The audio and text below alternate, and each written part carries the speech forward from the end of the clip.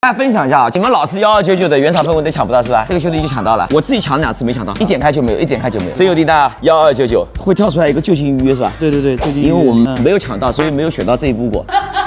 那网上这么难抢，那个门店应该挤爆了吧？门店很多的。主机上开始做改装的，我是没见到过，反正啊，就是为什么很多人要去抢那个129氛围灯？它原车盘那个地方把它可以调出来。对我主要就是那个，因为我想的是你要改嘛，就改好一点。而且它是在外面装过，之前装过雷雕氛围灯。我在你们这装的，在我们这里装雷雕氛围灯，在我们这里装的是啊。你这个车什么时候买的？22年11月份。你开了2年，怎么样子？感觉这车？只是感觉被割韭菜了。听到今天降价1万的消息，心情怎么样？无所谓了已经。被特斯拉割习惯了，所以说到了我这里好像也感觉无所谓了，是吧？无所谓了。为什么这个灯头一定要用原厂的？因为你真正的只有用原厂灯头跟原厂的导光条，你才能做到什么没延时嘛。要不然的话，你装好一个氛围灯，打开一个车门，这个先亮，这个后亮就很 low 嘛。包括老款车型仪表这条没有，是不是啊？